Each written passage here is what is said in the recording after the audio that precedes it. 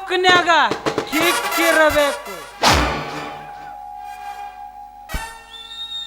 ನಾ ಹಾಕೋ ಸ್ಟೇಟಸ್ನ್ಯಾಗ ನಮ್ಮ ಹಿರೇಂಜಿ ನರಸಿಂಹನ ಹವಾ ಇರಬೇಕ.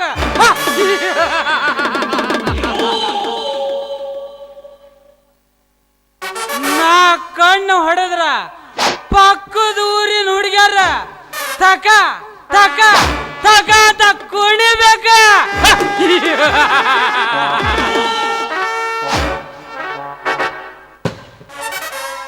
ಅಂದು ನಾ ಕಣ್ಣಿಟ್ಟ ಯಮುನಿ ಇಂದು ಶಕ್ತಿಯ ಮಡದಿ, ಬಿಡದೆ ಬೆನ್ನತ್ತಿ ಕಾಡುವ ನನ್ನಾಜ ಪೂರೈಕೆ ಆಗಬೇಕಾದರೆ ನಾನು ಗಂಗೆಯನ್ನು ಕಾಣಲೇಬೇಕು. ಗಂಗಾ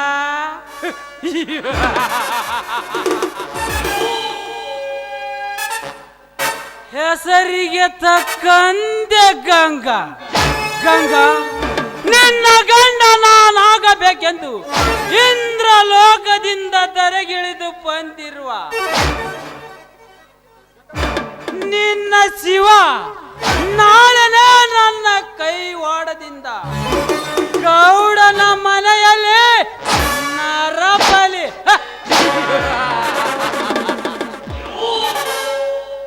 ಸುರಲೋಕಕ್ಕೆ ಸೋಪಾನ ಕಟ್ಟಿ ದಿಟ್ಟ ಹೆಜ್ಜೆ ನಿಟ್ಟ ಈ ಚೆಲುವ ನಾಗರಾಜ ಅಂದೆ ಆಗುವನು ನಿನ್ನ ಹೃದಯದ ದರೆ.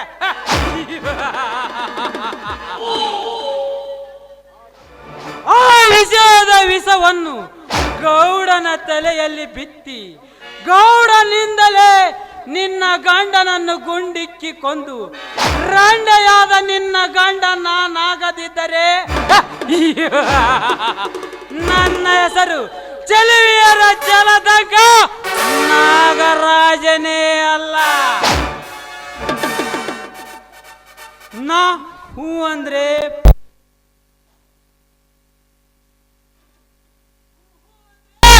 ಸುನಾಮಿ.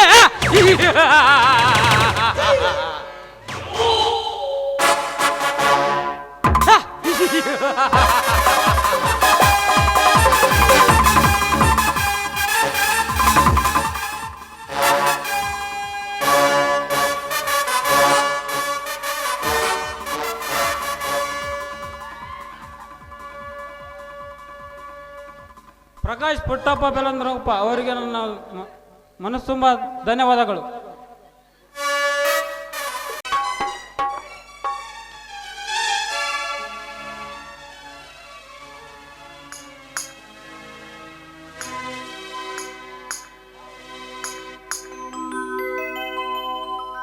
ಯಾರವರು? ಕೈ ಬಿಡ್ರು.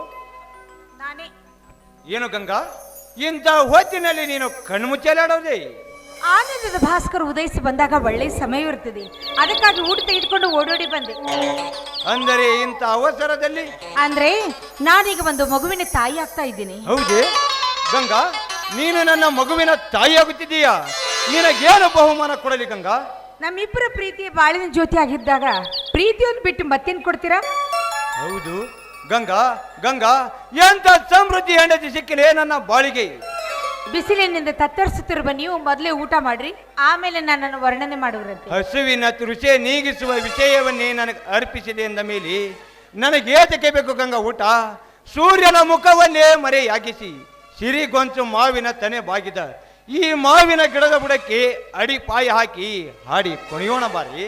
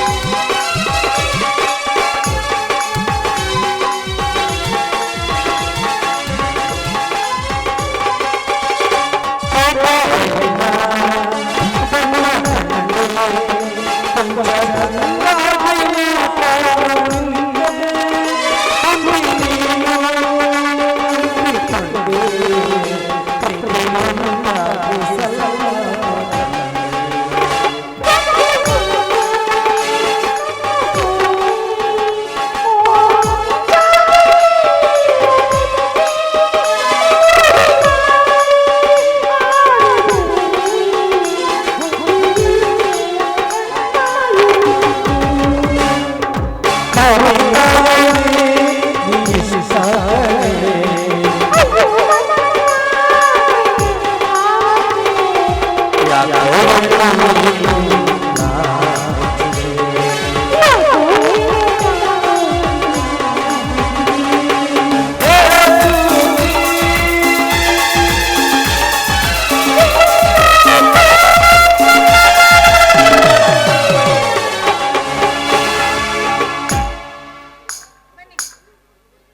ಬಹಳವಾಗಿದೆ, ಮೊದಲು ಊಟ ಮಾಡುವಿರಂತೆ. ಊಟ ಆಮೇಲೆ ಮಾಡುತ್ತೇನೆ ಕಂಕ.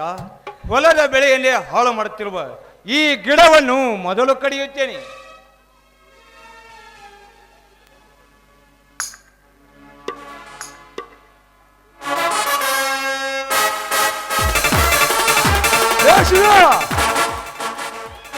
ನಿಲ್ಲಿಸಲೇ ಮಗನ ಗಿಡ ಕಡಿಯುವುದನ್ನ. ಯಾಕೆ ಗೌಡ್ರಿ? ಯಾಕೆ ಎಂದು ನನ್ನನ್ನು ಕೇಳುತ್ತಿರುವೆಯಲ್ಲ? ಯಾರ ಅಪ್ಪಣೆಯಿಂದ ಈ ಗಿಡ ಕಡಿಯುತ್ತಿಲ್ಲೇ ಮಗನ? ಯಾಕೆ ಗೌಡ್ರಿ? ನನ್ನ ಹೊಲದಲ್ಲಿ ಗಿಡ ನಾನು ಕಡಿಯುವುದಕ್ಕೆ ಯಾರಾದ್ರೂ ಅಪ್ಪಣೆ ಪಡಿಬೇಕೆ? ಅಂದರೆ ನೀವೇನು ಫಾರೆಸ್ಟ್ ಆಫೀಸರ? ಏ ಅಲ್ಕಂಗನ ಮಗನೇ, ಈ ಹೊಲ ಯಾರ್ದಂತ ತಿಳಿದು ಈ ಗಿಡ ಕಡಿಯುತ್ತಿಲ್ಲೇ ಮಗನ? ಈ ಹೊಲ ನನ್ನದೈತಿ. ಈ ಹೊಲ ನಿನ್ನದನ್ನಲಿಕ್ಕೆ ನಿಮ್ಮ ಅಪ್ಪನ ಮಗನ. ಏ ಶಿವ, ಅಂದು ನೀ ಮನೆದಾದ ಅಡಚಣೆಗೆ 20,000ಕ್ಕೆ ಖರೀದಿ ಬರಕೊಟ್ಟು ಈಗ ನನಗೆ ತಿರುಗು ಬೀಳುವ ಮಗನೇ. ಗೌಡ್ರಿ, ಒಂದಲ್ಲ ಎರಡಲ್ಲ 20,000 ಗಟ್ಟಲೆ ನಾನು ಎಲ್ಲಿ ನಿಮ್ಮ ಹತ್ತಿರ ಸಾಲ ತೆಗೆದುಕೊಂಡಿದ್ದೇನೆ?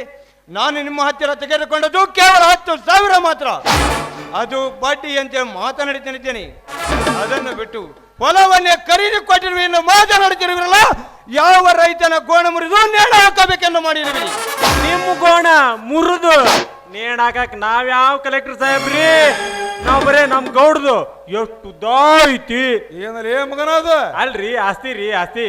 ಎಷ್ಟು ಅಗಲ ಐತಿ ಅಂತ ಗೇಣು ಚೋಟ್ ಮಳ ಮಾರಾಕ್ ನೋಡ್ತಮ್ಮ.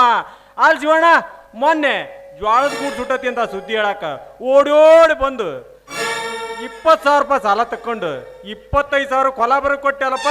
ನಿಜ ಕುಲಕರ್ಣಿಯವರೇ, ಅನ್ಯಾಯವಾಗಿ ಈ ಬಡ ರೈತನ ಹೊಲಕ್ಕೆ ಕೈ ಹಾಕಬೇಡಿ. ನಿಮ್ಮ ಕಾಲಿಗೆ ಬಿದ್ದು ಬೇಡಿಕೊಳ್ಳುತ್ತೇನೆ.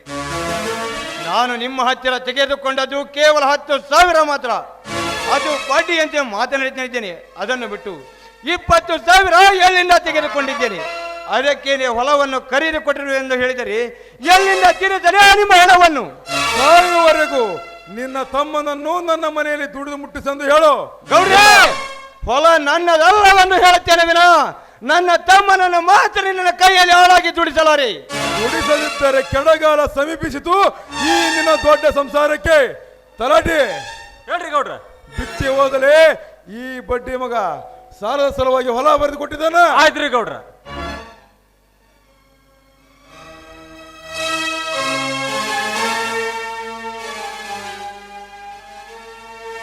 ಸುಂದ್ರಿ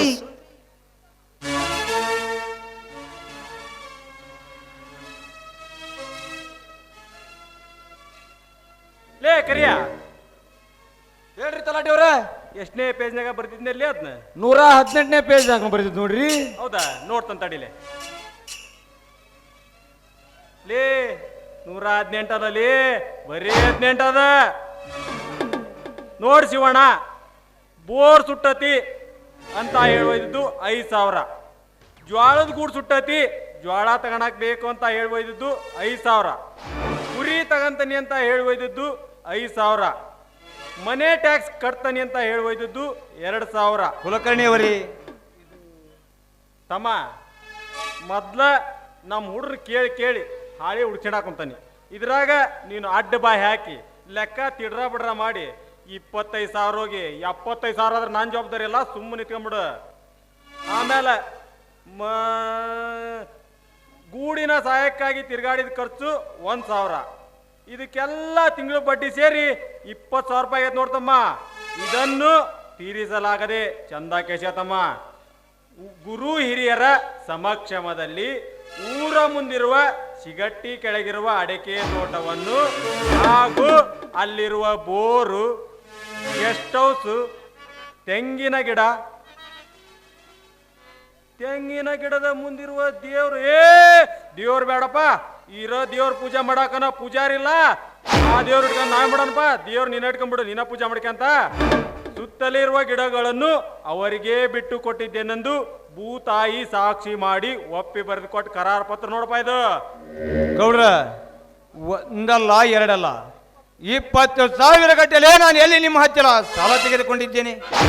ಶೇಂಗಾದ ಮಾಲಿನಲ್ಲಿ ಬಂದ 4,000ದಲ್ಲಿ ಮನೆ ಪಟ್ಟ ಗರ್ಭಾಡ್ ತೀರಿಸಿದ್ದೇನೆ.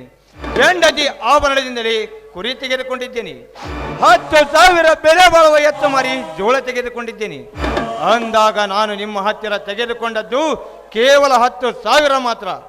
ಅನ್ಯಾಯವಾಗಿ ಈ ಬಡ ರೈತರ ಹೊಲಕ್ಕೆ ಕೈ ಹಾಕಬೇಡಿ ಗೌಡ್ರಿ, ನಿಮ್ಮ ಕಾಲಿಗೆ ಬಿದ್ದು ಬೇಡಿಕೊಳ್ಳುತ್ತೇನೆ. ಕಾಲಿಗೆ ಬಿದ್ದರು ಕಣ್ಣೆ ತೋರಿ ಬಿಡುವುದಲ್ಲ ಶಿವ್ಯ. ಈ ಕಡುಕ ಹಿಡಿದಿದ್ದ ನನ್ನ ಹಠ ಅಂದು ನಿನಗೆ ಕುತ್ತಿಗೆ ಆಪತ್ತು ಬಂದಾಗ ಕತ್ತು ಹೋಗುತ್ತಿದೆ ಗೌಡ್ರೆ ಎಂದು ಗಾಂಬಿಗೆ ತನ್ನ ನಾಟಕ ಮಾಡಿ ಈಗ ನನಗೆ ಗೊತ್ತಿಲ್ಲವೆಂದು ಹತ್ತಿಯ ಮಗನೇ ನಿನ್ನನ್ನು ಕಟ್ಟಿ ಮೈಚರ್ಮ ಸುಲಿದು ಬಿಟ್ಟೇನು. ಈ ಕಾಳಿಂಗ ಸರ್ಪದ ಜೊತೆ ಸಹವಾಸ ಮಾಡಬೇಕಾದರೆ ಎಲ್ಲ ವ್ಯವಹಾರ ಚೊಕ್ಕಟವಾಗಿ ಇಟ್ಟಿರಬೇಕು. ಈಗ ನಿನ್ನ ಹೊಲ ಬರೆದುಕೊಟ್ಟಿಲ್ಲವೆಂದು ಮತ್ತೆ ಮತ್ತೆ ಬಗಳಿದರೆ ಇನ್ನು 5,000 ಕೂಡ ದೊರಕಲಾರದು ಈ ಅಚ್ಚರ. ಹಾಗೆ ಹಠ ಹಿಡಿದು ಈ ಬಡವರಿಗೆ ಗುಟುಕು ನೀರು ಸಹ ಗತಿ ಇಲ್ಲದಿದ್ದೆ ಮಾಡಬೇಡಿ ನನ್ನಪ್ಪ. ಕಲಿಯುಗದಲ್ಲಿ ಕಲ್ಪವೃಕ್ಷದಂತೆ ಬೇಡಿದವರಿಗೆ ಬೇಡಿದ ಭಾಗ್ಯವನ್ನು ಕೊಡುವ ಧಣಿ ನೀವು. ನೀವೇ ಈ ರೀತಿ ಮಾತಾಡಿದ್ರೆ ಈ ಬಡ ರೈತ ಬದುಕುವುದೆಂತು? ನೋಡಿ, ನೀವು ಕೊಟ್ಟ ಹಣ ಎಷ್ಟೇ ಇದ್ರೂ ಕೂಡ ಅದನ್ನು ಮರಳಿ ಕೊಡೋದಕ್ಕೆ ನಾನು ಪ್ರಯತ್ನ ಪಡ್ತೀನಿ. ಅನ್ಯಾಯವಾಗಿ ಹೊಲಕ್ಕೆ ಮಾತ್ರ ಕೈ ಹಚ್ಚಬೇಡಿ. ನಿಮ್ಮ ಮಗಳಂತಿರುವ ನಾನು ನಿಮ್ಮಲ್ಲಿ ಶರಗೊಂಡು ಬೇಡ್ಕೋತೀನಿ. ತಂಗಿ ಗಂಗವ್ವ, ಸುಮ್ನ ದುಃಖಿಸಿ ಅದನ್ನ ನುಂಗ್ ಯಾಕೆ ಸಾಯ್ತಿವೇವ? ಸುಮ್ನ ನಮ್ಮ ಗೌಡ್ರಿಗೆ ಶರಗೊಡ್ಡಿ ಬೇಡ್ಕೊಳ್ಳೋ ಸಲುವಾಗಿ ಯಾಕೆ ಶರಗ್ ಹಾಸಿ ಒಂದೇ ಮಾತು ಉತ್ತರಿಸಿದ್ರೆ ನಿನ್ನ ನಾಲಿಗೆ ಕೇಳಿಬಿಟ್ಟೆ ಮಗನ. ಎಚ್ಚರ ಎಚ್ಚರ!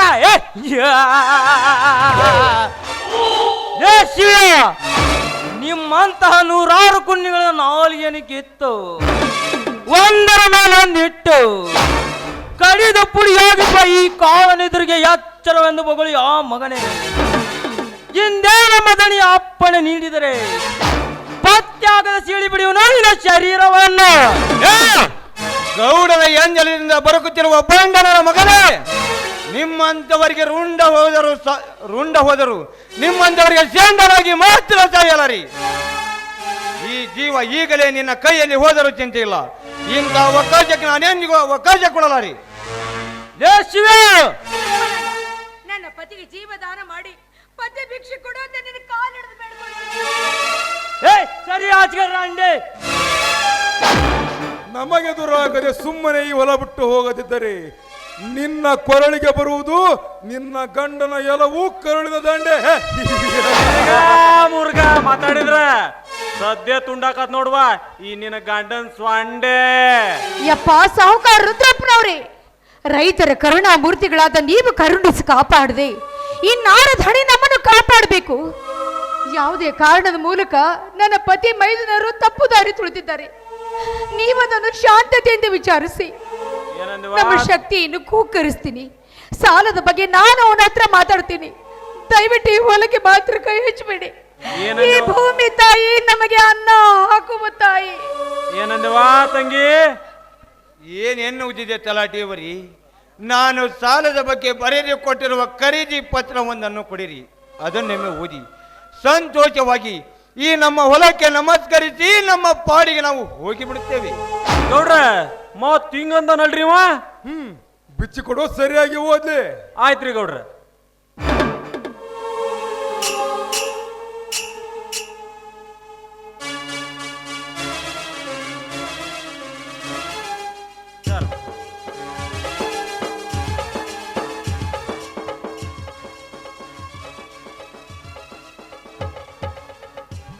ಇದೇ ಏನು ಸಾಹುಕಾರಿ, ನನ್ನ ಸಾಲದ ಬಗ್ಗೆ ಬರೆಸಿಕೊಂಡಿರುವ ಖರೀದಿ ಪತ್ರ? ಇಂಥ ನಕಲಿ ಪತ್ರವನ್ನು ಬರೆಸಿಕೊಂಡು ಎಷ್ಟು ಜನ ಬಡವರ ಗೋಳು ಮುರಿದು ಅವರ ರಕ್ತೇರಿ ನಿನ್ನ ಬೊಜ್ಜು ಬೆಳೆಸಿಕೊಂಡಿರಬೇಕಲ್ಲ. 1000 ವರ್ಷವಿದ್ದರೂ ಸಾವು ತಪ್ಪದು. ಈ ಜೀವ ಈಗಲೇ ನಿನ್ನ ಕೈಯಲ್ಲಿ ಹೋದರೂ ಚಿಂತೆ ಇಲ್ಲ. ಇಂಥ ನಕಲಿ ಪತ್ರಕ್ಕೆ ನಾನು ಎಂದಿಗೂ ಅವಕಾಶ ಕೊಡಲಾರೆ.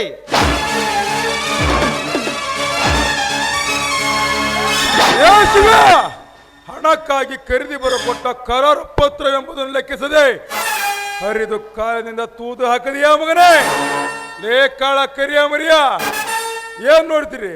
ಮನೆಗೆ ಹೊತ್ಕೊಂಡು ನಡ್ರೇ ಈ ಬಡ್ಡಿ ಮಗನ. ಕಟುವಾಗಿ ನುಡಿಯುವ ಈ ಕಟುಕನನ್ನು ಕಂಬಕ್ಕೆ ಕಟ್ಟಿ ಮೆಟ್ಟಿಸೋಣಂತ. ಈಗಲೇ ಹೊತ್ತೊಯ್ವೆ ಈ ಕತ್ತೆ ಮರಿಯನ್ನು.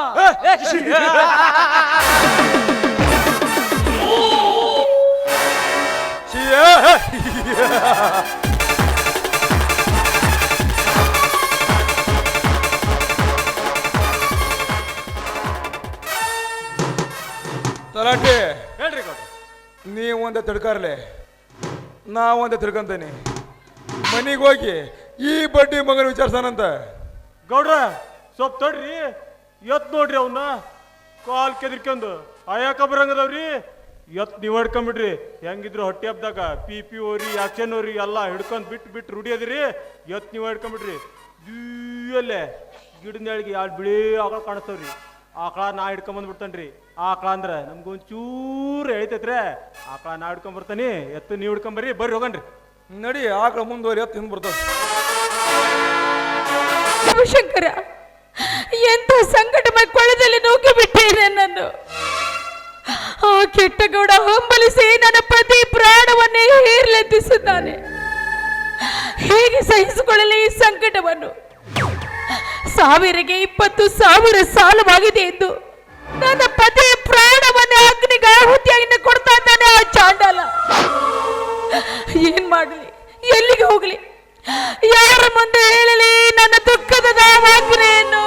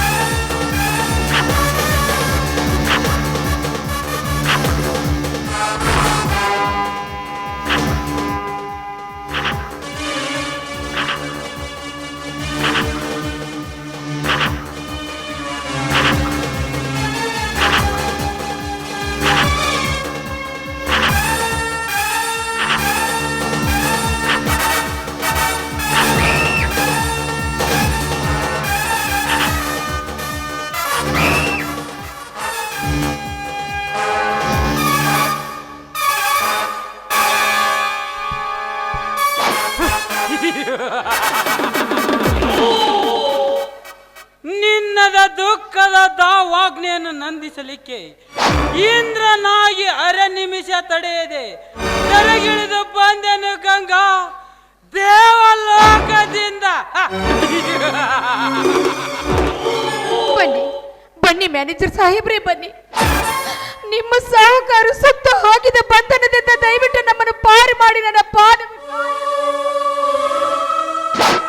ನಿರಪರಾಧಿ ಆದ ನಮಗೆ ಯಾವುದೋ ದುರಾಲೋಚನೆ ದುರ್ಬುದ್ಧಿಗೆ ಒಳಗಾಗಿ ನಿಮ್ಮ ಧಣಿ ನಮ್ಮ ವಂಶವನ್ನೇ ನಿರ್ವಂಶ ಮಾಡಬೇಕು ಅಂತ ಹೊಂಚು ಆಗಿದ್ದಾನೆ. ದಯವಿಟ್ಟು ನೀವೇ ಕರುಣಿಸಿ ಕಾಪಾಡಬೇಕು ನಮ್ಮನ್ನು. ಬಲೆ ಬೀಜಿ ಹಿಡಿದ ಬೇಟೆಗಾರನಿಗೆ ನೀನಿಷ್ಟು ತಿಳಿಸಿ ಹೇಳುವುದೇ ಗಂಗಾ? ನಿನ್ನ ಪತಿಯನ್ನು ಪಾರು ಮಾಡಿ ನಿನ್ನನ್ನು ವೀಕ್ಷಿಸುವುದಕ್ಕಾಗಿಯೇ ಆ ಬ್ರಹ್ಮ ನನ್ನನ್ನು ಇಲ್ಲಿಗೆ ನೇಮಿಸಿ ಕಳಿಸಿದ್ದಾನೆ.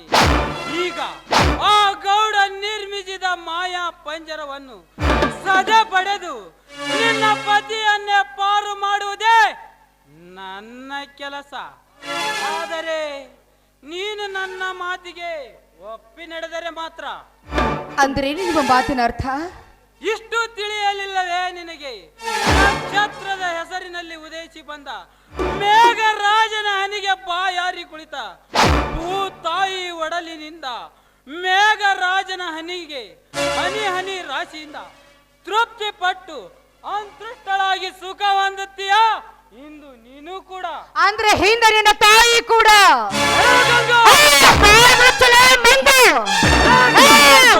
ಗೌಡನ ಎಂಜಲ ದಾಸಿಗಾಗಿ ಬದುಕಿ ಪರನಾರಾಯಣ ಶೀಲ ಭಂಗ ಮಾಡುವುದಕ್ಕಾಗಿ ಹಂಗ ಹರಿದು ನಿಂತಿರುವಿಯಾ? ಮಹಾಗರತಿ ಗಂಗಮ್ಮನ ಕುರುಳಿನಲ್ಲಿ ಪ್ರತಿ ಪರಮಾತ್ಮನ ಮಂಗಲ ಸೂತ್ರವಿದೆ ಎಂಬುದನ್ನು ಯಾವತ್ತಿಗೂ ಮರೆಯಬೇಡ. ಮಂಗಳ ಸೂತ್ರ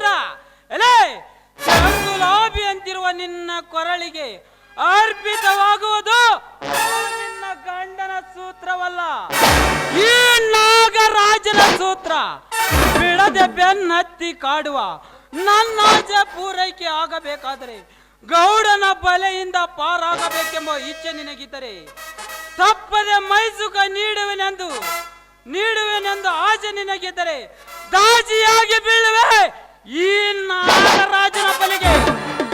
ಅಂದ್ರೆ ಆ ಗೌಡ ನಡುಗೋಡಿ ನೀನು ಕೂಡ ಇಂಥ ಹೊಲಸು ಕೆಲಸವನ್ನೇ ಮಾಡ್ತಾ ಇದ್ದೀಯಾ? ಮಾಡುವುದಷ್ಟೇ ಅಲ್ಲ ಗಂಗಾ, ಮಾಡಿ ಮುಗಿಸೇ ತೀರಿ ಎಂದು ಆ ಗೌಡ ನನ್ನನ್ನು ಇಲ್ಲಿಗೆ ನೇಮಿಸಿ ಕಳಿಸಿದ್ದಾನೆ.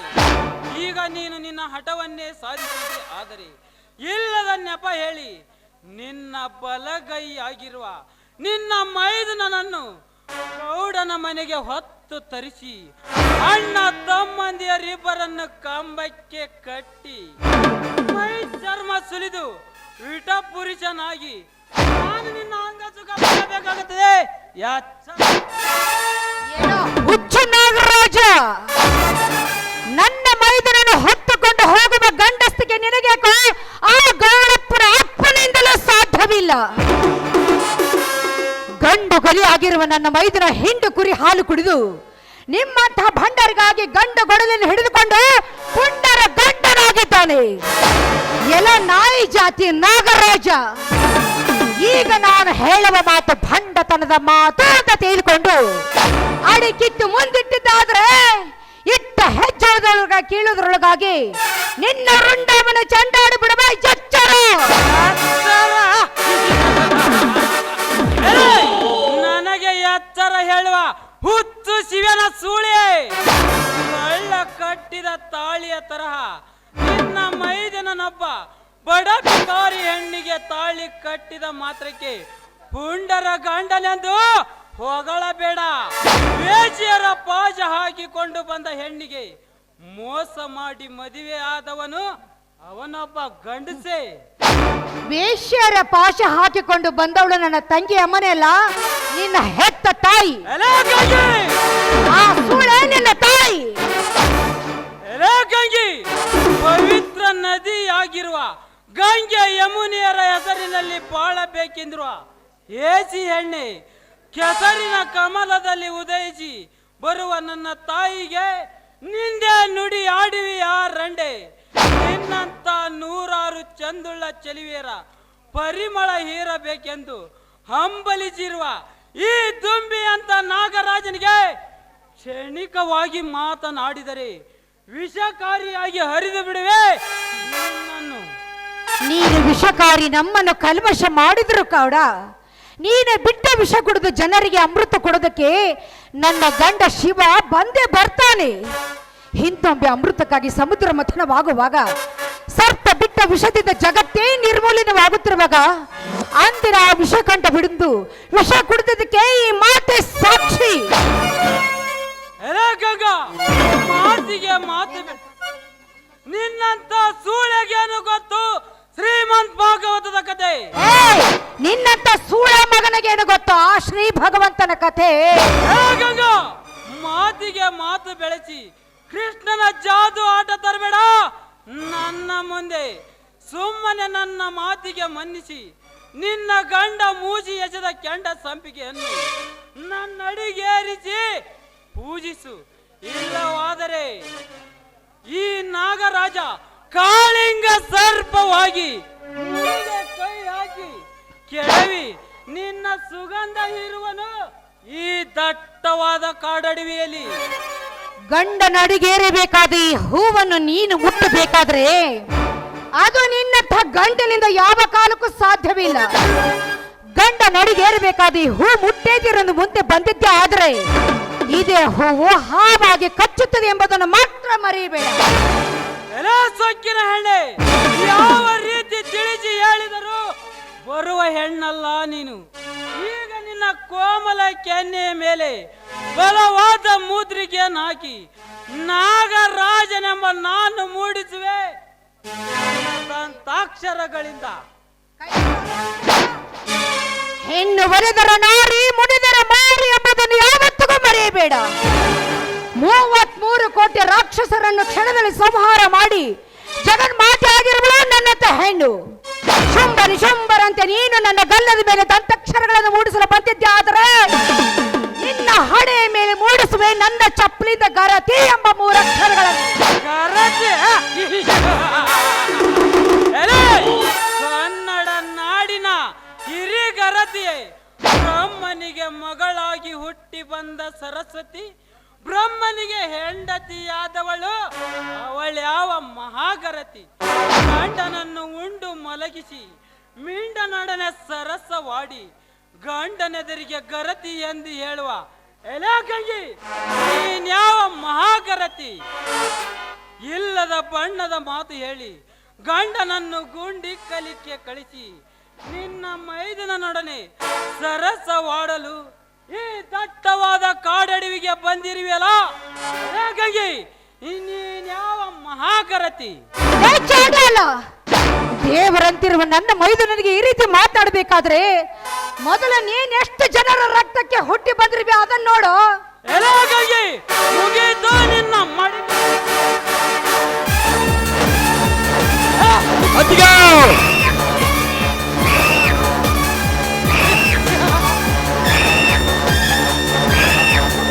ಓಹೋ, ಶಕ್ತಿ ಬಂದನೆ ಅಂತ ಕಾಣುತ್ತದೆ.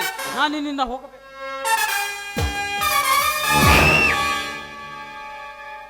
ಯಾಕಮ್ಮ ಕಣ್ಣಲ್ಲಿ ನೀರು? ಇಂಥ ಕಾಡಡಿಗೆ ಬಂದು ನನ್ನನ್ನು ಕೂಗಿದೆಯಲ್ಲ, ಏನು ವಿಷಯ? ಯಾಕಮ್ಮ ನಾನು ನಿನ್ನ ಜೊತೆ ಮಾತನಾಡಿದರು ಬರೀ ನಿನ್ನ ಕಣ್ಣಲ್ಲಿ ನೀರಿ. ಹೇಳು, ನಿನಗೆ ಬಂದಿರುವ ಆಪತ್ತೇನೆಂದು? ಯಾರಾದರೂ ಬೈದರೆ ಇಲ್ಲ, ಹೊಡೆದರೆ ಇಲ್ಲ, ಆಗೋಗಿ ನನ್ನ ಮಗ ಕೈ ಮಾಡ್ದೇನೆ. ಈಗ ಚಾಂಡನ ಹುಡುಗಿನ ಸಿಳಿ ರಕ್ತ ಕುಡಿದು ಬರುತ್ತೇನೆ. ಶಕ್ತಿ, ನಿನಗೆಂದು ಬಿಡಿಸಿ ಹೇಳಿಲ್ಲಪ್ಪ ಕಣ್ಣೀರಿನ ಕಥೆಯನ್ನು. ಸಹಿಸಿಕೊಂಡು ಹೇಳಮ್ಮ, ನಿನಗಾದ ಕಥೆಯನ್ನು. ನನ್ನ ಮನೆತನದ ಕೀರ್ತಿಗೆ ಅಪಮಾನ ಬಗೆಯುತ್ತಿರುವ ವ್ಯಕ್ತಿ ಯಾರೇ ಆಗಿರಲಿ ಅವನನ್ನು ಹರಗೆ ಕೋಣದಂತೆ ಓಡಾಡಿಸಿ ಕಡಿದು ಅವನ ಎಲುಬು ಮಾಂಸಗಳ ಮಾಲೆ ತಂದು ನಿನ್ನ ಕೊರಳಿಗೆ ಹಾಕಿ ಗರತಿ ಗಂಗಾವನ ಮೈದುನ ಶಕ್ತಿ ಎನಿಸಿಕೊಳ್ಳದಿದ್ರಿ ನಾನು ನಮ್ಮಪ್ಪನ ಮಗನೇ ಅಲ್ಲಮ್ಮ. ಹೇಳಮ್ಮ, ಅದು ಯಾವ ವಿಷಯ? ಸಾವಿರಕ್ಕೆ 20,000 ಸಾಲವಾಗಿದೆ ಎಂದು ಮೋಸದಿಂದ ಹೊಲ ಬೆರೆಸಿಕೊಂಡು ಈಗ ಹೊಲ ಬಿಟ್ಟು ಹೋಗುವಂತ ಎತ್ತು ಸಮೇತವಾಗಿ ಹೊತ್ಕೊಂಡು ಹೋಗ್ಬಿಟ್ರಪ್ಪ ನಿಮ್ಮಣ್ಣನನ್ನು. ಏನು ಹೇಳ್ತಿದೀಯಮ್ಮ ನೀನು? ಸಾಲತನೆ ಮಾಡಿ ನನ್ನ ಹೊಲ ಬರೆಸಿಕೊಂಡು ನನ್ನ ಎತ್ತಿನ ಜೊತೆ ಅಣ್ಣನನ್ನು ಹೊತ್ತಂದ್ರೆ ಗೌಡ ಹಣದ ದಬ್ಬಾಳಿಕೆಯನ್ನು ಉಪ್ಪಿ ಮೆರೆಯುವ ನಿನ್ನ ಕೋಪು ಇಳಿಸಲು ಈಗಲೇ ಬರೇ ಪರಶುರಾಮನ ಗಂಡು ಕೊಡಲಿಯೊಂದಿಗೆ ರುಂಡವರ ರುಂಡ ಹಾರಿಸಿ ಬಡವರ ಬೇರಿಂದ ಪಾಗಿಸಿಕೊಂಡಿರುವ ನಿನ್ನ ಹೊಟ್ಟೆ ಮೇಲೆ ಕಾಲಿಟ್ಟು ನನ್ನ ಗೂಡಿಗೆನೆ ಬೆಂಕಿ ಇಟ್ಟು ದಷ್ಟ ಸಹಕಾರ ನೆನೆಸಿಕೊಂಡ ನಿನ್ನ ಒಂದೊಂದು ಅವಯವಗಳನ್ನು ಕಡಿದು ನರಿ ನಾಯಿಗಳಿಗೆ ನೈವೇದ್ಯ ಮಾಡದಿದ್ದರೆ ನನ್ನ ಹೆಸರು ಶಕ್ತಿನಾಮ. ನಾನು ಹೋಗಿ ಬರ್ತೇನೆ. ತಡಿ ಶಕ್ತಿ, ಅದು ಯಾಕಮ್ಮ ನನ್ನಿಂದ ಅಣ್ಣನನ್ನು ಬೆಳೆಸಿ ತರುವುದು ಸಾಧ್ಯವಿಲ್ಲವೇನೆಂದು ತಿಳಿದ ಆ ಸೂರ್ಯ ಚಂದ್ರನ ಮೇಲೆ ಆಣೆಟ್ಟು ನಿನಗೆ ಮಾತು ಕೊಡ್ತೇನೆ. ಅಣ್ಣನನ್ನು ಎಲ್ಲಿ ಬಚ್ಚಿಟ್ಟಿದ್ದರೂ ಸರಿ, ಎದುರು ಬಂದವರ ಎದೆಗುಂಡಿಗೆನಿಸಲಿ ಬೆಳೆಸಿ ತರುವೆ. ಅದಕ್ಕೆ ಈ ಪರಸು ಒಂದೇ ಸಮನೆ ಹಾತೊರೆಯುತ್ತದೆ. ನನ್ನ ಹೃದಯದಲ್ಲಿ ಪ್ರಜ್ವಲಿಸುವ ಜ್ವಾಲೆ ಕಡೆ ಆವೇಶಿಸಿದೆ. ಆ ದುರುಳರನ್ನು ಕೈದು ಅವರ ಮನೆಯ ಬಾಗಿಲಿಗೆ ಕಟ್ಟಿ ಅಣ್ಣನನ್ನು ಬೆಳೆಸಿ ತರದಿದ್ದರೆ ನಾನು ಜಾರಣೆ ಮಗನೆಂದು ಕೇಕೆ ಆಗಿ ನಗಲಿ ಸಮಾಜ. ಅದಕ್ಕೆ ನಾನು ಹೋಗಿ ಬರ್ತೇನೆ.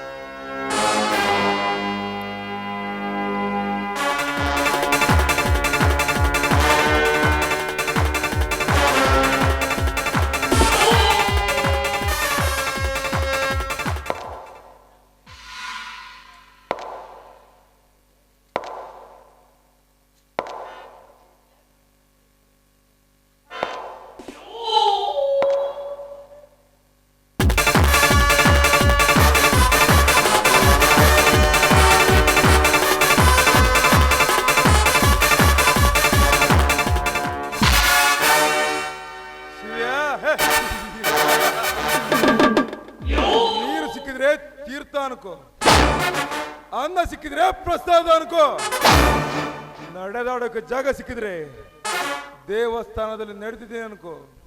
ಗಂಡಸ್ಥಾನ ಅನ್ನೋದು ಈ ರುದ್ರೇಗೌಡನ ಬ್ಲಡ್ ಅಲ್ಲೇ ಇದೆ ಅನ್ನೋದು ಮೊದಲು ತಿಳ್ಕೋ. ಹುಲಿ ಹಾಲು ಕುಡಿದು ಬದುಕಬೇಕೆಂದಿರುವ ನೀನು ಇಂದು ಅದೇ ಹುಲಿಯ ಕೈಗೆ ಸಿಕ್ಕು ಬಿಟ್ಟಿಯಲ್ಲ. ಹೇಳು, ಒಳ್ಳೆ ಮಾತಿನಿಂದ ನನ್ನ 20,000 ಹಣ ಕೊಟ್ಟು ಬಿಡ್ತೀಯೋ, ಇಲ್ಲ ಹೊಲ ಖರೀದಿ ಬರೆದು ಕೊಟ್ಟಿದ್ದೇನೆಂದು ಸಹಿ ಹಾಕಿ ಹೋಗುತ್ತೀಯೋ? ಇವೆರಡಕ್ಕೂ ನಾನು ಒಪ್ಪುವುದಿಲ್ಲ. ಒಪ್ಪದಿದ್ದರೆ ಕತ್ತೆಗೆ ಲತ್ತೆ ಪೇಟಿನಂತೆ ಚಾಟಿ ಏಟಿನಿಂದ ಮಾತನಾಡಿಸಬೇಕಾಗುವುದು ಎಚ್ಚರ. ಇನಿ ಬೀಸುವ ಚಾಟಿ ಏಟು ಒಂದೇ ಏಕು ಲಾಠಿ ಪ್ರಹಾರ ಮಾಡಿದರೆ ಈಸುವ ಸತ್ಯಕ್ಕೆ ಸಾಯುತ್ತೇನೆ ವಿನ ನಿನ್ನ ಅನ್ಯಾಯದ ಹೊಡೆತಕ್ಕೆಂದಿಗೂ ತಲೆ ಬಾಗಲಾರ. ಸತ್ಯ ಲೇ ಸತ್ಯ ಹರಿಶ್ಚಂದ್ರನ ಮೊಮ್ಮಗನೇ, ಸತ್ಯ ಹರಿಶ್ಚಂದ್ರನ ಕಾಲದಲ್ಲಿ ಸತ್ತು ಹೋಗಿದೆ ಆ ನಿನ್ನ ಸತ್ಯ. ಧರ್ಮರಾಯನ ಕಾಲದಲ್ಲಿ ಸತ್ತು ಹೋಗಿದೆ ಆ ನಿನ್ನ ಧರ್ಮ.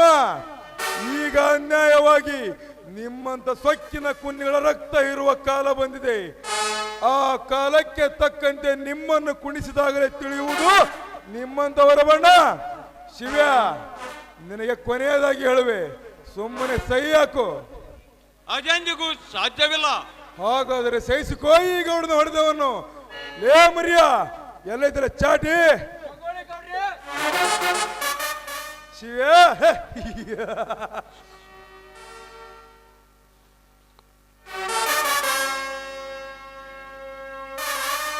ಹಾಕ್ರಿ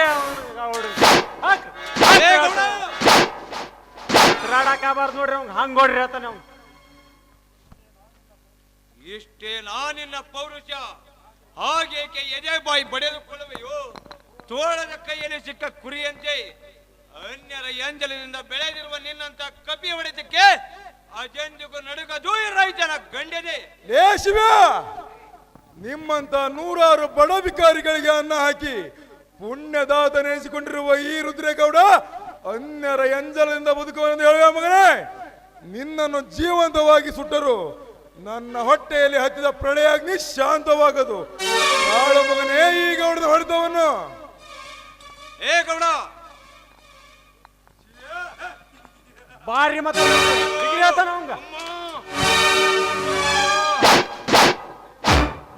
ಏ ಗೌಡ, ನಿರಪರಾಧಿಯೊಬ್ಬನನ್ನು ಈ ರೀತಿ ಕಟ್ಟಿ ಹೊಡೆಯುವ ಕೆಲಸ ಸೀರೆ ಉಟ್ಟ ಹೆಂಗಸು ಕೂಡ ಮಾಡುತ್ತಾಳೆ. ನಿನ್ನಲ್ಲಿ ಗಂಡಸ್ತನವಿದ್ದರೆ ನನ್ನನ್ನು ಬಿಚ್ಚಿ ತೋರಿಸು ನಿನ್ನ ಸೂರತನ. ಲೇ ಶಿವ್ಯ, ನೀನೊಬ್ಬ ಹೇಳಿ. ಸುತ್ತ 25 ಹಳಿಗೆ ದೊಡ್ಡ ದಣಿ ಎನಿಸಿಕೊಂಡಿರುವ ಈ ಪುರುಷ ಸಿಂಹಕ್ಕೆ ಬೇಡಿ ಗಂಡ ಸಂತ ಬಗಳುವೆ ಮಗನೇ. ನನ್ನ ಮಾತಿಗೆ ಎದುರಾಗಿ ನಿಂತರೆ ನಿನ್ನನ್ನು ಸುಟ್ಟು ಹಾಕ್ತೀನಿ.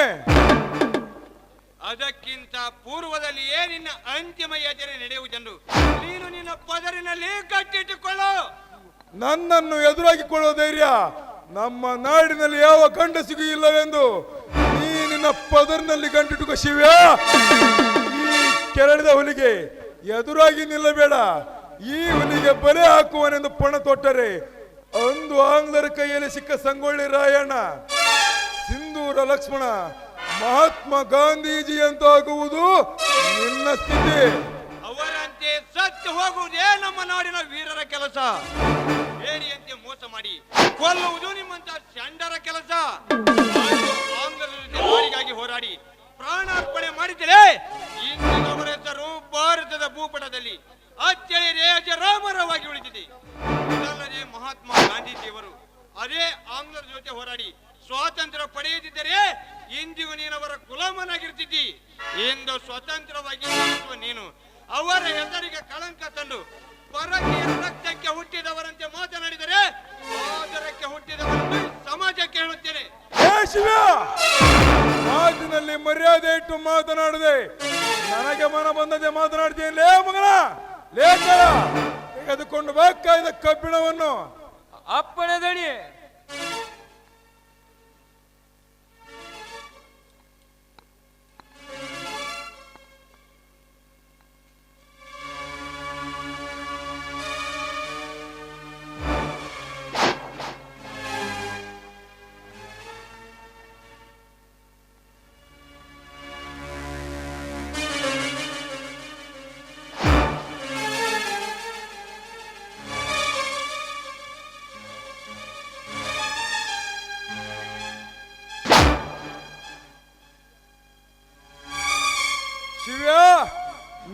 ನಿನ್ನಂತೆ ಹಾರಾಡಿ ಕುಡಿಯುವ ವೀರ ಪುರುಷರಿಗೆ ಜನ್ಮ ನೀಡಿದ ಈ ಜನ್ಮದಾತನಿಗೆ ಆದರಕ್ಕೆ ಹುಟ್ಟಿದವನೆಂದು ಬೊಗಳೆಯಲ್ಲೇ ಮಗನ. ಹಿಂದೆ ನೀ ಹುಟ್ಟಿದ ಕಾಲದಲ್ಲಿ ನಿನ್ನ ಆರೈಕೆಗಾಗಿ ಆಹಾರವಿಲ್ಲದೆ ಬಾಣಂತಿಯಾದ ನಿನ್ನ ತಾಯಿ ನನ್ನಂತ ಶ್ರೀಮಂತರಿಗೆ ಸೆರಗನ್ನು ಹಾಸಿ ನಿನ್ನನ್ನು ಜೋಪಾನ ಮಾಡಿದ ಮರಿದ ಲೇಖತ್ತೆ ನನ್ನ ಮಗನ. ಏ ಗೌಡ, ಪವಿತ್ರರಾದ ನನ್ನ ತಾಯಿಗೆ ಕೆಟ್ಟದಾಗಿ ಮಾತನಾಡಿ ನನ್ನ ಉರಿ ಹೊಟ್ಟೆಗೆ ಬೆಂಕಿ ಹಾಕ್ತೀಯ ಮಗನೇ. ನನ್ನನ್ನು ಕಟ್ಟಿ ಅಪಮಾನ ಮಾಡೋದಕ್ಕಿಂತ ಗಂಡಸಾದರೆ ಬಿಚ್ಚಿ ತೋರಿಸು ನಿನ್ನ ಸೂರತನ. ಆಮೇಲೆ ತೋರಿಸುವೆ ನಾನು ಯಾರೆಂಬುದನ್ನು. ನಿನ್ನನ್ನು ಹಿಡಿದು ತಂದದ್ದು ನಿನ್ನ ಶೂರತನ ಮಾತನ್ನು ಕೇಳಲಿಕ್ಕಲ್ಲ, ನಿನ್ನ ಮೈ ಚರ್ಮ ಸುರಿದು ನನ್ನ ಸೇಡು ತಿರ್ಸಿಕೋ ತಂದಿರುವೆ ಲೇಖಳ. ತಗೊಳ್ಳಿ ದಣಿ. ಶಿವ್ಯ, ಸುಮ್ಮನೆ ಹೇಳಿದ್ದ ಕೇಳಿ ಸೈಯಾಕಿ ನಿನ್ನ ಪ್ರಾಣ ಉಳಿಸಿಕೋ, ಇಲ್ಲವಾದರೆ ಮೈ ತುಂಬಾ ಬರಳಿಸಿಕೊಂಡು ಸತ್ತು ಹೋಗುವೆ ಮಗನೇ. ಏ ಗೌಡ, ಗರತಿ ಎದೆ ಹಾಲುಂಡು ಬೆಳೆದ ಈ ಗಂಡಿದೆ ಕಬ್ಬಿಣದ ತುಂಡಿಗೆ ನಡುಗಲಾರದು. ನಿನ್ನಂತ ಸೊಕ್ಕಿನ ಶ್ರೀಮಂತ ಸೂಳೆಯ ಮಕ್ಕಳಿಗಾಗಿ ತಾಯಿ ನನಗೆ ಜನ್ಮ ನೀಡಿದ್ದು. ಮೋಸ ಮಾಡಿ ಚಿತ್ರಹಿಂಸೆ ಕೊಟ್ಟು ನಿನಗೆ ನನ್ನನ್ನು ಸಾಯಿಸಬಹುದು. ಆದರೆ ನಿನ್ನ ಪ್ರಾಣಕ್ಕಾಗಿಯೇ ಪಣ ತೊಟ್ಟು ನಿಂತ ನನ್ನ ತಮ್ಮ ನಿನ್ನ ಪ್ರಾಣ ತೆಗೆಯದೆ ಬಿಡಲಾರ. ತಮ್ಮನ ಹೆದರಿಕೆಯೇ ನನಗಿಲ್ಲವೆಂದಾಗ ಯಕಚ್ಚಿತ್ ನಿನ್ನ ತಮ್ಮ ನನ್ನ ಚಪ್ಪಲಿಗೆ ಸಮಾನ.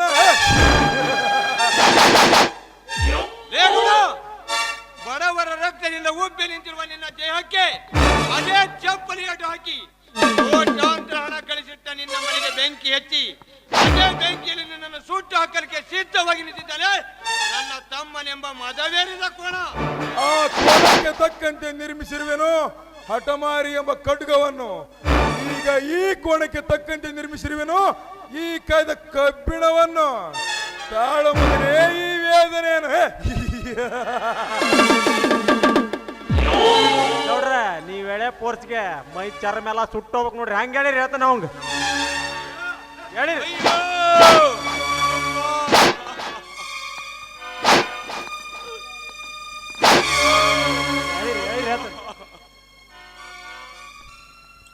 ಅಮ್ಮ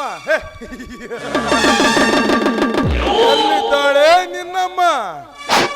ಎಲ್ಲಿದ್ದಾನೆ ನಿನ್ನ ಮದುವೆ ತಮ್ಮ? ಲೇಖಳ ಏನ್ ನೋಡ್ತಿ? ಸರಿಯಾಗಿ ಹಿಡಿದು ನಿಲ್ಲಿಸಲೇ ಇವನ್ನ. ಹೇಳಿ ಹೇಳ್ತ ನಾವು ಮೈ ಚರ್ಮ ಎಲ್ಲ ಸುಟ್ಟೋಗ್ಬೇಕು ಹೇಳಿರಿ ಹೇಳಿರಿ.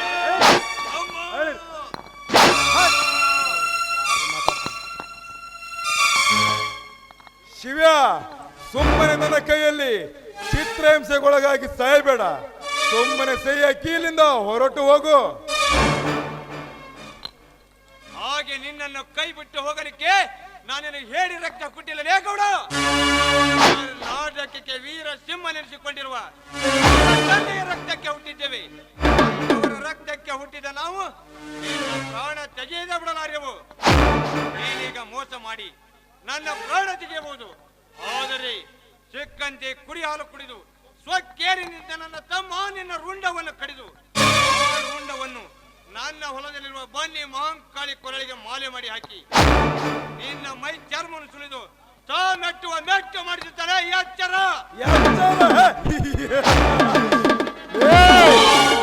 ನನಗೆ ಎಚ್ಚರ ಹೇಳುವ ಹುಚ್ಚು ಸುಳೆ ಮಗನೇ. ನಿನ್ನ ತಮ್ಮನನ್ನು ಜೀವಂತವಾಗಿ ನಾನು ಬಿಟ್ಟರಲ್ಲವೇ ಅವನು ನನ್ನನ್ನು ಕಡಿಯುವುದು. ಬೇಕಳ ಬೇಗ ಹೇಳುದಣಿ. ಹೋಗಲೇ, ಬೇಗ ಹೋಗಿ ಮದವೇರಿದ ಆ ಕೋಣವನ್ನು ದುರ್ಗಮ್ಮನಿಗೆ ಹಾರಿಕೆ ಕೊಟ್ಟಂತೆ ಇವನ ಹೆಂಡತಿಯ ಮುಂದೆನೆ ಇವನನ್ನು ಕಡಿದು ಹಾಕಿ ಗುಲಾಬಿ ಮೊಗ್ಗಿನಂತೆ ಹಿಗ್ಗಿ ನಿಂತಿರುವ ಇವರ ಹೆಂಡಂದಿರನ್ನು ಹೊತ್ತು ತಂದು ನನ್ನ ಅರಮನೆಗೆ ಹಾಕು. ಅರಮನೆಗೆ ಕೆದಣಿ ಕರಿನಾಗರದಂತೆ ಬುಸುಗುಟ್ಟುತ್ತಿರುವ ನರಾದಮನ ಮುಂದೆ ತಂದು ಹಾಕಿ ಬಿಡುವೆ. ಸಿಕ್ಕಂತೆ ಕುರಿ ಹಾಲು ಕುಡಿದು ಕೆಚ್ಚದ ತುಂಬಿ ಬೆಳೆಸಿರುವ ಆ ಕೋಣವನ್ನು ಸಿಕ್ಕಂತೆ ತುಂಡರಿಸಿ ಆ ಕೊಬ್ಬಿದ ಕೋಣದ ಹಕ್ಕಿಗಳನ್ನು ತಂದು ನಿಮ್ಮ ಮನ ತೃಪ್ತಿ ಪಡಿಸಿದ್ರೆ ನನ್ನ ಹೆಸರು ಕೋಟ್ಲಿ ಕರಿ ಕಾಳನೇ ಅಲ್ಲ ಹೇ ನಾನಿನ್ನ ಹೋಗಿ ಬರ್ತೀನಿ ಗೌಡ್ರಿ. ಏಯ್ ತೂತು ಅನ್ನ ಜಾತಿಗಾಗಿ ಇವನ ಮನೆ ಬಾಗಿಲು ಕಾಯುವ ನಾಯಿ ಏಕೆ ಕೆಲಸ ಮಾಡುವುದಾದರೆ ಮೊದಲು ನನ್ನನ್ನು ಮುಗಿಸಿ ಹೋಗಲೇ. ಆ ದುಷ್ಟ ಕೆಲಸ ನನ್ನ ಕಣ್ಣಿಗೆ ಕಾಣಬಾರದು. ಶಿವಣ್ಣ ಮೊದ್ಲ ನಿನ್ ಕತಿ ಮುಗಿಸಿಬಿಟ್ರ ಕವಿಗಳು ಹೆಂಗ ಬರಿಬೇಕಪ್ಪ ನಿನ್ನ ಕವನಾನ. ಏ ಕುರ್ಕಣಿ, ಹುಚ್ಚ ಬ್ರಾಹ್ಮಣನ ಮನೆತನದಲ್ಲಿ ಹುಟ್ಟಿ ಇಂಥ ಹೇಸಿ ತಿನ್ನುವ ಕೆಲಸ ಮಾಡ್ತೀನಿ ನಾಲಾಯಕ್ ನನ್ನ ಮಗನೇ. ನೀನು ಈ ಹೇಸಿ ಕೆಲಸ ಮಾಡುವುದಾದರೆ ಚಂದುಳ್ಳಿ ಚೆಲುವಿಲೆ ಮಗಳ ತಂದು ಹಾಕ್ರೆ ಅವನಿಗೆ. ಆಗ ನೀನೊಬ್ಬ ಗಂಡು ಸಹ ಮಾಡ್ತಿದ್ದೀವಿ ಸಮಾಜ ಹಾಲು ಕಾಸುಳೆ ಮಗನ. ಆ ನಾನು ಯಾರು? ಮುತ್ತಳ್ಳಿಯರ್ ಮಲ್ಲಂದನ ಮೊಮ್ಮಗ ಶೇಖಪ್ಪನ ಮಗನಾದ ನನಗೆ ಇಂಥ ಕೆಟ್ಟದ ವಾಕ್ಯ ಶಬ್ದ ನೀನು ನುಡ್ತೀಯಲ್ಲೇ ಮಗನ? ನನ್ನ ಮಗಳನ್ನ ತಂದು ಹಾಕ್ಬೇಕಂತೀಯಲ್ಲೇ ಕಾಸೋಳೆ ಮಗನ? ಎಲ್ಲೇ ತಿರ್ಲೆ ಚಾಟಿ ತಾಮರ್ಲೆ ಮರ್ಯ ತಾಮರ್ಲೆ ಚಾಟಿನ.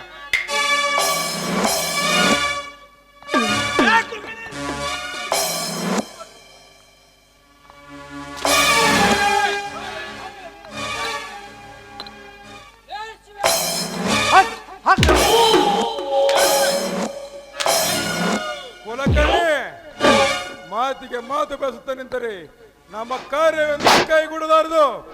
ಏ ಕರಿಯ ಮಯ್ಯ, ಏನ್ ನೋಡ್ತೀರಿ? ಕಟ್ ಸರಿಯಾಗಿ ಹಿಡಿದ್ರಿಸ್ರೇ ಇವನ್ನ.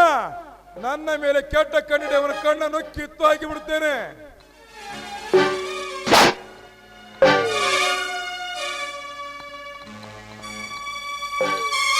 ಎರಡು ಕಣ್ಣು ಕಿತ್ತು ಬಿಡ್ರಿ ಅದ ನಾವು.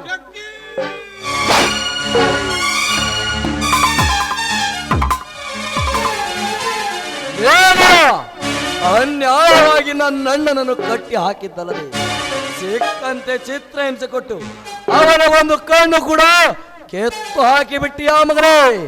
ನನ್ನ ಹೊಟ್ಟೆಲಿ ದಗ ದಗನವರಿದ್ರ ದಾವಾಗ್ನಿಗೆ ನೀನೇ ಮೊದಲ ಮನೆ.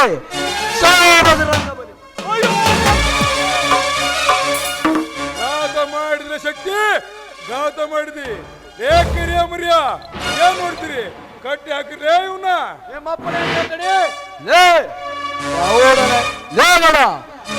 ನನ್ನನ್ನು ಕಟ್ಟಿ ಹಾಕಲಿಕ್ಕೆ ನಿನ್ನ ಯಾರಿಗೂ ಸಾಧ್ಯವಿಲ್ಲ, ಆ ನಿಮ್ಮಪ್ಪನಿಗೂ ಸಾಧ್ಯವಿಲ್ಲ. ಏನಲ್ಲ ಗೌಡನ ಎಂಜಲು ತಿಂದು ಕೊಬ್ಬಿನಿಂದ ನಾಯಿಗಳೇ ಅರೆಯದ ಉರುಪಿನಲ್ಲಿ ಹಣ ದೋಷೆಗಾಗಿ ಗರತಿಯಾಗಿ ಬಾಳುವ ನಿಮ್ಮ ತಂಗಿಯರನ್ನು ಇವನಿಗೆ ಸೆರಗಾಸಿರಲ್ಲ. ನೀವೆಂತ ಹೇಳಿ ನನ್ನ ಮಕ್ಕಳಾಗುಟ್ಟಿದ್ರಲ್ಲಿ ಈ ನನ್ನ ತಾಯಿ ನಾಡಿನಲ್ಲಿ ಈಗ ಏನು ತಿಳಿಯದ ನನ್ನ ಅಣ್ಣನನ್ನು ಕಟ್ಟಿ ಹಾಕಿ ಏಕಂತೆ ಚಿತ್ರಹಿಂಸೆ ಕೊಟ್ಟಿದ್ದನ್ನು ನೋಡಿ ನಾನೀಗ ನಿಮ್ಮಿಬ್ಬರನ್ನು ಹಾಗೆ ಸುಮ್ಮನೆ ಬಿಡುವುದಿಲ್ಲ.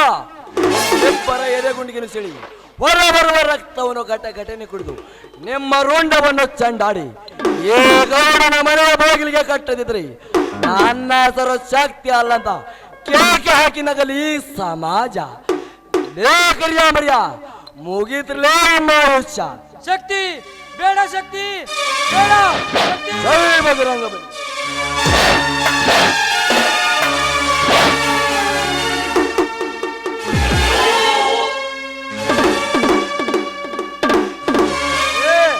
ಮುಗೀತಲೇ ನಿನ್ನ ಆಯುಷ್ಯ.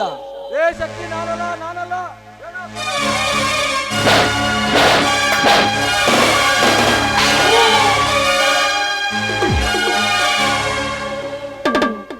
ಲೇ ಗೌಡ, ಇಂದು ನೀವು ಹಾಕಿದ ಸಂಚಿನ ಸೀಡಿಗಳು ಇಂದು ನಿನ್ನ ಮನೆಯಲ್ಲಿ ನಡೆಯುವುದು ಮರಣದ ಮಹಾನವಮಿ.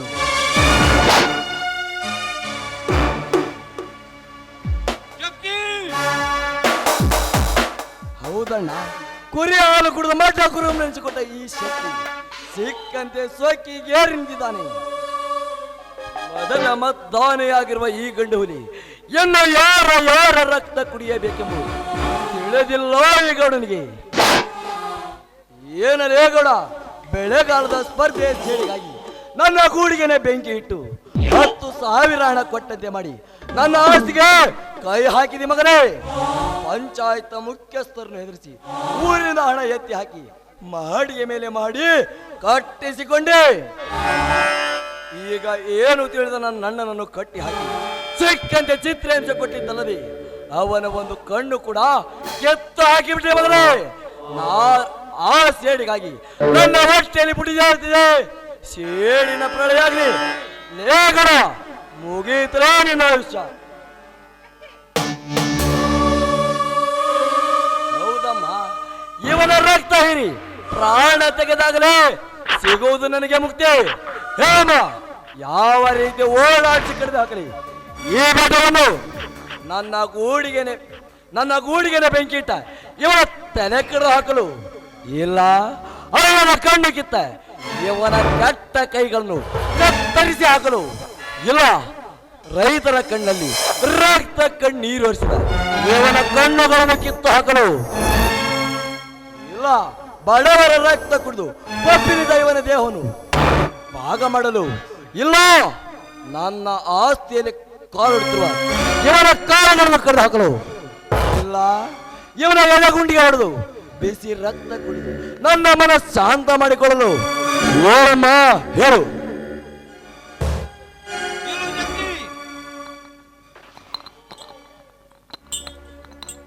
ಇವನಿಗೆ ಇದೊಂದೇ ಜೀವದಾನ ಕೊಟ್ಟು ಬಿಡು. ಮನುಷ್ಯನಾದರೆ ತಿಳಿದು ಬದುಕಲಿ. ಸಮಾಜದಲ್ಲಿ ಕೊಲೆ ಮಾಡಿದರೆ ನಿನಗೆ ನನ್ನ ಆಣೆಯಾದಿತ್ತು. ಎಂತ ಘಾತ ಮಾಡಿಬಿಟ್ಟೆ ಅಣ್ಣ, ಎಂತ ಘಾತ ಮಾಡಿಬಿಟ್ಟೆ. ನಿನ್ನ ಕಣ್ಣು ಕಿತ್ತಿದ ನೋಡಿದರೂ ಏನು ಲಾಭ? ನಿನ್ನ ತಮ್ಮನಾಗಿ ಹುಟ್ಟಿ ಬಂದದ್ದು ಸಾರ್ಥಕವಾಗಲಿಲ್ಲ ಅಣ್ಣ. ನಿನ್ನ ತಮ್ಮ ಗಂಡದ ಪುಂಡನೆಂದು ಹೇಳಿದ ನೀನು ಇಂದು ನಿನ್ನ ಮಾತಿಗೆ ನಾ ಶಂಡನಾಗಿ ಬಿಟ್ಟೆಯಣ್ಣ, ಶಂಡನಾಗಿ ಬಿಟ್ಟೆ. ಬೇಡಪ್ಪ ನಿನಗೆ ಹಠ. ಸುಮ್ಮನೆ ನಿಮ್ಮಣ್ಣ ಹೇಳಿದ ಹಾಗೆ ಕೇಳಿಕೊಂಡು ನಡೆ, ಮನೆಗೆ ಹೋಗೋಣ. ಇಲ್ಲಮ್ಮ, ಅಣ್ಣನ ಕಣ್ಣು ಗಿಳಕೊಂಡು ಶಂಡನಾಗಿ ನಾನೆಂತೂ ಬರಲ್ಲ ಮಾಮನಿಗೆ. ಈ ಚಾಂಡಲ ರುಂಡ ತೆಗೆದೆ ಬರಲಾರನು ನಾಮನಿಗೆ. ಇರ್ಲಿ ಬಾ ಶಕ್ತಿ, ಹಿರಿಯರ ಮಾತನ್ನು ಯಾವ ಕಾಲಕ್ಕೂ ಮೀರಿ ನಡೆಯಬಾರದು. ನಮಗೂ ಯಾಕೋ ಧೈರ್ಯವೇ ಇಲ್ಲದಂತಾಗಿದೆ. ಬೇಗನೆ ನಿಮ್ಮ ಅಣ್ಣನ ಆಸ್ಪತ್ರೆಗೆ ಕರೆದುಕೊಂಡು ಹೋಗೋಣ ಬಾ.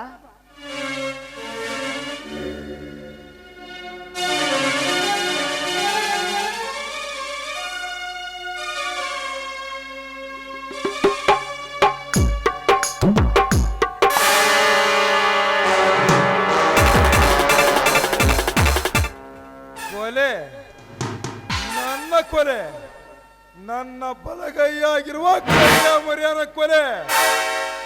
ಶಕ್ತಿ, ನೀನಿಂದು ನನ್ನದೇ ಮೇಲೆ ಕಾಲಿಟ್ಟು ಮೆರೆದು ಹೋದರಲೇ ಮಗನ. ನೀನೀಗ ನಿನ್ನ ತಾಯಿಯ ಗರ್ಭದಲ್ಲಿ ಅಡಿಕೊಂಡರೂ ಸರಿ, ನಿನ್ನನ್ನು ಹೊರಗೆ ಒದ್ದು ತಂದು ಲಾಕಪ್ಗೆ ಹಾಕಿಸಿ, ನಿನ್ನ ಮೈ ತುಂಬ ಬಾಸುಂಡೆ ಹಾಕಿಸಿ, ನಿನ್ನ ಯಮುನಾಳನ್ನು ಜೈಲಿನಲ್ಲಿ ನಿನ್ನೆಲ್ಲಿಗೆ ಶೀಲಗಡಿಸಿ ನನ್ನ ಮನಸ್ಸು ಶಾಂತಪಡಿಸುತ್ತಿದ್ದರೆ ನಾನು ನಮ್ಮಪ್ಪನ ಮಗನೇ ಅಲ್ಲ. ಆಕಾಶದಿಂದ ಬೀಳೋ ನಕ್ಷತ್ರ ತಡೆಯೋಕ್ಕಾಗಲ್ಲ, ಬಿಲ್ಲಿನಿಂದ ಹೊರಟ ಬಾಣನ ತಡೆಯೋಕ್ಕಾಗಲ್ಲ, ಬಂದೂಕಿನಿಂದ ಹೊರಟ ಬುಲೆಟ್ ತಡೆಯೋಕ್ಕಾಗಲ್ಲ. ಆದ್ರೆ ಈ ರುದ್ರೇಗೌಡನ ರೌದ್ರ ಅವತಾರವನ್ನು ಆ ಮುಕ್ಕಣಿಂದಲೂ ತಡೆಯೋಕ್ಕಾಗಲ್ಲ.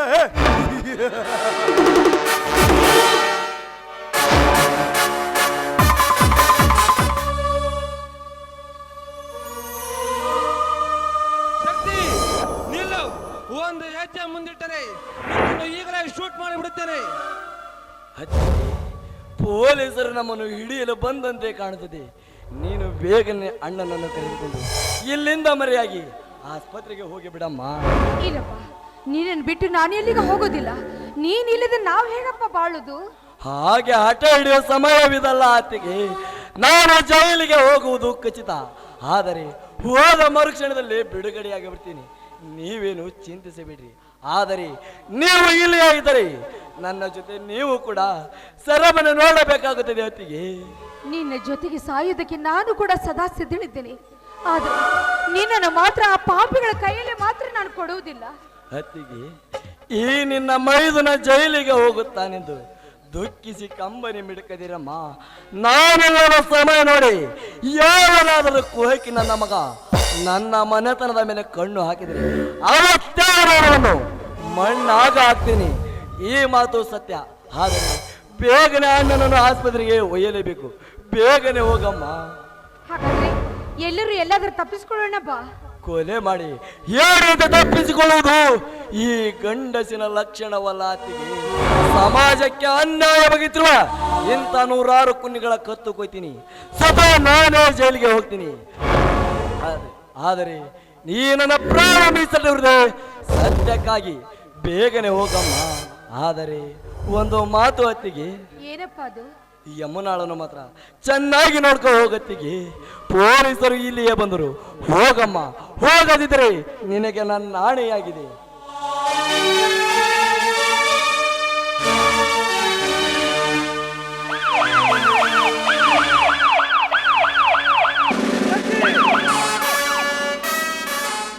ಮೋಸ ಮಾಡಿಯೋ ಇನ್ಸ್ಪೆಕ್ಟರ್, ಮೋಸ ಮಾಡಿದೆ. ಮೋಸ ಮಾಡುವುದಷ್ಟೇ ಏಕೆ, ಹೇಡಿಯಂತೆ ತಪ್ಪಿಸಿಕೊಂಡು ಓಡಿ ಹೋಗುವ ನಿನ್ನ ರಕ್ತವನ್ನು ಭೂಮಿಗೆ ಹರಿಸಿ ಒತ್ತು ಅರೆಸ್ಟ್ ಮಾಡಿ ಲಾಕಪ್ಪಿ ಹಾಕಲಿಕ್ಕೆ ಬಂದಿದ್ದೇನೆ. ಯಾರನ್ನು ಒದಿತೀಯೋ ಇನ್ಸ್ಪೆಕ್ಟರ್? ನಿನ್ನಿಂದ ತಪ್ಪಿಸಿಕೊಂಡು ಓಡಿ ಹೋಗಲಿಕ್ಕೆ ನಾನೇನು ನಿನ್ನಂತೆ ಹೇಳಿಯಲ್ಲ. ಸಮಾಜಕ್ಕೆ ಅನ್ಯಾಯವಾಗಿರುವ ಎಂತ 100 ಕುನ್ನೆಗಳ ಕೊಯ್ತೇನೆ. ಆದರೆ ಲಂಚದಿಂದ ಕೆಂಚನ ಹಾಗೆ ಈ ಶಕ್ತಿಗೆ ಅಲ್ಲದ ಅಪಶಬ್ದ ಮಾತನಾಡಿದ್ರೆ ನ್ಯಾಯದೇವತೆಯಂತಿರುವ ಕಾಕಿ ಬಟ್ಟೆ ಕಳಿಸಿ ನನ್ನ ಮೈ ಚರ್ಮ ಸುಲಿಯಬೇಕಾಗುತ್ತದೆ. ನೀನೊಬ್ಬ ನ್ಯಾಯ ಕಾಪಾಡುವ ಪೊಲೀಸ್ ಇನ್ಸ್ಪೆಕ್ಟರ್ ಅಂತ ಸುಮ್ಮನೆ ಬಿಟ್ಟಿದ್ದೀನಿ. ಲೇ, ನನಗೆದುರು ಮಾತಾಡ್ತೀಯ ಬದ್ಮಾಸ್ ನನ್ನ ಮಗನೇ. ಬಿಸಿ ಅರೆಸ್ಟ್ ಮಾಡಿ ಅವನನ್ನು. ಏನಲ್ಲಿ ಹಾಡಹಗಲ ರುದ್ರೇಗೌಡನ ಮನೆ ಪ್ರವೇಶಿಸಿ ಕರಿಯ ಮರಿಯಾರನ್ನು ಕೊಲೆಗೈದು ನನಗೇನೇ ಸೊಕ್ಕಿನಿಂದ ಮಾತಾಡ್ತೀಯ? ನಿನ್ನಂತ ಡಕಾಯತರಿಗೆ ಇಲ್ಲಿದೆ ಪೊಲೀಸ್ ಬೆಲ್ಟ್. ಇನ್ಸ್ಪೆಕ್ಟರ್, ನನ್ನಂತ ಲಂಚಕ್ಕಾಗಿ ಕೈ ಒಡ್ಡುವ ಈ ಹೊಡೆತ ನನಗೆ ತೃಣ ಸಮಾನ. ಆದರೆ ನೀನೊಬ್ಬ ನಿಷ್ಠಾವಂತ ಅಧಿಕಾರಿಯೇ ಆಗಿದ್ದರೆ ಮೊದಲಿನಿಂದ ನ್ಯಾಯ ಅನ್ಯಾಯವನ್ನು ವಿಚಾರಿಸಬೇಕಿತ್ತು. ಯಾವ ಆಧಾರವಿಲ್ಲದೆ ನನ್ನನ್ನು ಕಟ್ಟಿ ಹಾಕಿ ಚಿಕ್ಕಂತೆ ಚಿತ್ರಹಿಂಸೆ ಕೊಟ್ಟು ಒಂದು ಕಣ್ಣನ್ನು ಕಿತ್ತನಲ್ಲೋ ಏನಾಚಗಾರ. ಆವಾಗ ಎಲ್ಲಿ ಹೋಗಿತ್ತು ಈ ನಿನ್ನ ಪೊಲೀಸ್ ಬೆಲ್ಟ್? ನಿನ್ನ ಸ್ಟೇಷನ್ ಎದುರಿಗೆ ಗಂಡದ ಗರತಿಯಾದವಳನ್ನು ಶೀಲಗೆಡಿಸಿ ಅವಳನ್ನು ಕೊಲೆಗೈದನಲ್ಲೋ ಈ ನೀಚಗೌಡ. ಆವಾಗ ಎಲ್ಲಿ ಹೋಗಿತ್ತು ಈ ನಿನ್ನ ಪೊಲೀಸ್ ಬೆಲ್ಟ್? ಹಣದಾಸೆ ತೋರಿಸಿ ಪರರ ಗಂಡನರ ರಂಡೆತನ ಮಾಡಿ ನಾನೇ ಗಂಡನೆಂದು ನಿಮ್ಮ ಜೊತೆ ಸ್ನೇಹ ಕಟ್ಟಿ ಮೆರೆಯುತ್ತಿರಲ್ಲ, ಆವಾಗ ಎಲ್ಲಿ ಹೋಗಿತ್ತು ಈ ನಿನ್ನ ಪೊಲೀಸ್ ಬೆಲ್ಟ್? ಇನ್ಸ್ಪೆಕ್ಟರ್, ಈ ಗೌಡ ಕೊಟ್ಟ ಲಂಚದ ಆಸೆಗೆ ನೀ ಕೆಂಚನಾಗಿ ಈ ಪವಿತ್ರ ತಾಯಿಯನ್ನು ಲಂಚಕ್ಕೆ ಕೈ ಒಡ್ಡಿಸಿದಳ ನೀನಂತ ಬಂಡ ಸುಳೆ ಮಗ. ಇನ್ಸ್ಪೆಕ್ಟರ್, ಇದಂತ ಅವಮಾನ ಮಾತು. ಬಿಸಿ ಎಳೆದುಕೊಂಡ ಅವನನ್ನು.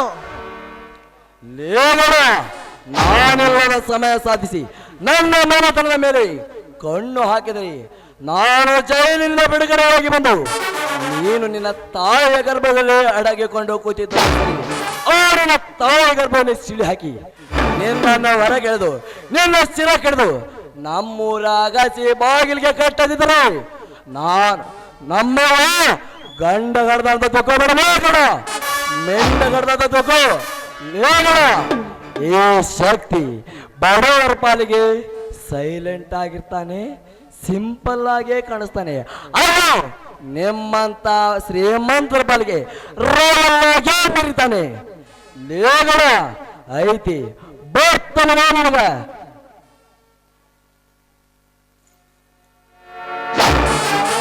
ಜೈಲ್ನಾಗ ಜನ ಕಮ್ಮಿ ಅದಾರಂತ ಖಾರ ಪುಡಿ ಮೆತ್ತಿ ಪಾಡ ಮಾಡ್ತಾವ ಬಾ.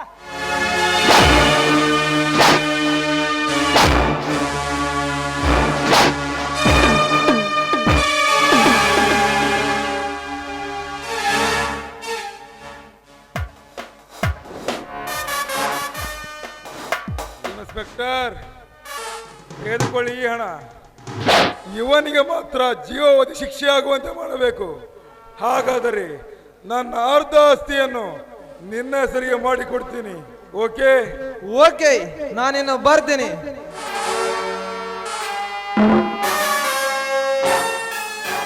ಶಕ್ತಿ ಈಗಲಾದರೂ ಚೆನ್ನಾಗಿ ಅರ್ಥ ಮಾಡಿಕೊಂಡೆಯಾ ಈ ಗೌಡ ಎಂತವನೆಂಬುದನ್ನು? ನಿನ್ನನ್ನ ಆಸ್ಪತ್ರೆಯಿಂದ ಬಿಡುಗಡೆಯಾಗಿ ಬರುವುದರೊಳಗಾಗಿ ನನ್ನ ಸೇಡಿನ ಬಾಣ ಹೂಡಿಬಿಡುವೆ ನಿನ್ನ ಹೆಂಡತಿ ಅತ್ತಿಗೆಯರ ಮೇಲೆ. ಆ ಕಿಡಿಮಂಚಿನಿಂದ ಅಗಲಿಸುವೆ ಗಂಡ ಹೆಂಡತಿರಿಬ್ಬರನ್ನು.